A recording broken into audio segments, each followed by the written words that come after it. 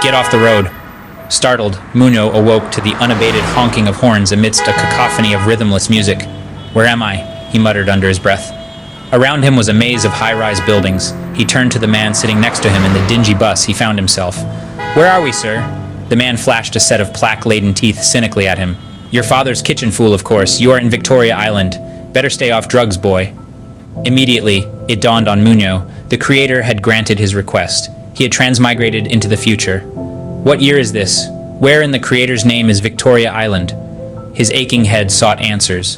Muno knew he had but a little time, for the view before him he had seen before. In that horrible vision of the future, the Creator had shown him.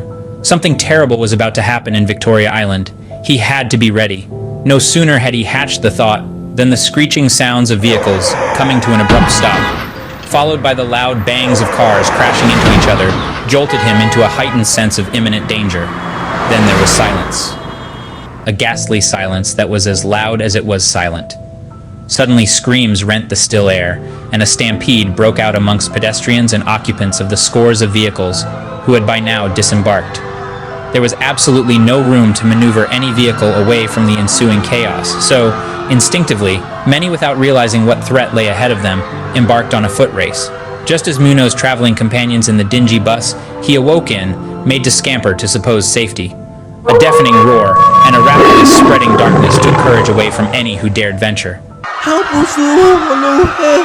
We're gonna die here today!" A panic-stricken woman in the rear of Muno's bus wailed uncontrollably.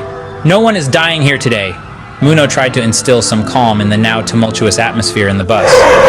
Boom! A truck came crashing into Muno's transport, pinning the vehicle and its occupants against a stationary lorry. It seemed Muno and his co-travelers were fated to have a front-seat view of the unfolding spectacle before them. The impact of the crash left all but Muno and a green-eyed boy unconscious or dead. Curiously, the green-eyed lad didn't seem terrified by the supernatural events playing out in Victoria Island.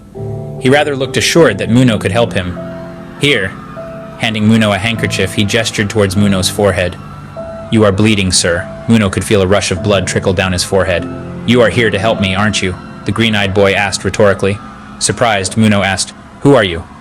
"I am Dyke, the reason for this carnage. I believe the reason you are here, and of course why they are here." Dyke motioned Muno towards some activity on the gridlocked streets. Peering through the shattered windshield of the bus, Muno saw scores of headless, bare-chested, and heavily tattooed axe-wielding creatures. They actually were green-skinned men, except that they were headless. They had leather skirts for pants, giving them a medieval look.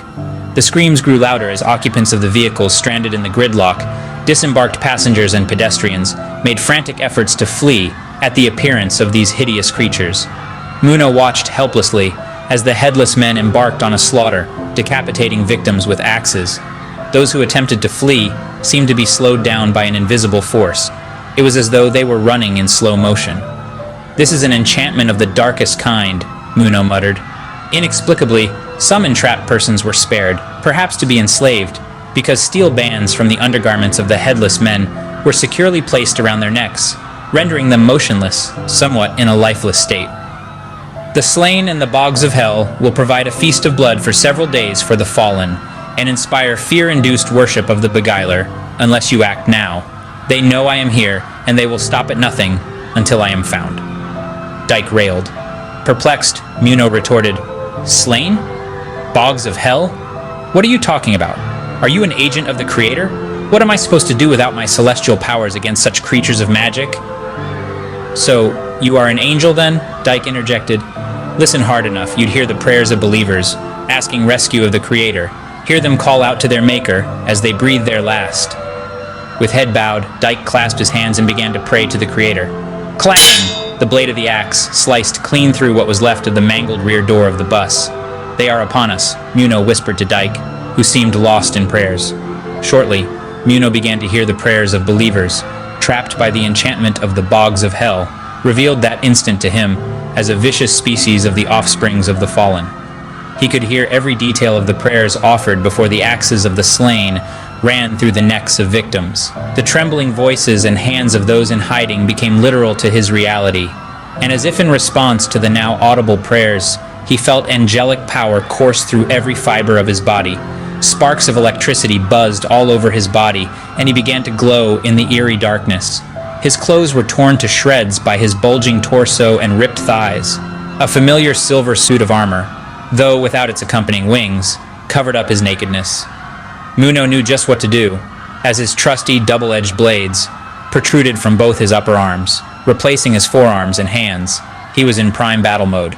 Without wings, he wondered if he could fly. Not for long, though, for without much effort, he leapt into the air, straight through the roof of the bus, to evade his assailant. Wow, who needs to fly when I can leap this high? He reckoned mid-air.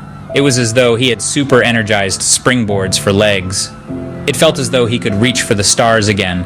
I bring you a taste of the vengeance of heaven for the saints lost below, Muno bellowed as he made a quick descent from the heights reached. With blade-like forearms and hands, swinging in perfect sync with his upper arms, he cut through the headless minions of the Beguiler, like hot knife through butter. Even the enchantments of the bogs of hell could not slow him down. He conjured lightning bolts from heaven and struck the rooftop of a 12th-floor high-rise, from whence the bogs of hell exerted influence on the hapless humans trapped in the gridlock. Muno was making light work of the resistance before him. Dyke expected much from the Celestial, who sat 2 seats away from him earlier, but not this much. Will the Beguiler step out of the shadows to confront Muno's insolent audacity? Find out on the next episode of Blood of the Mighty Ones, a riveting tale by Oti Utunye.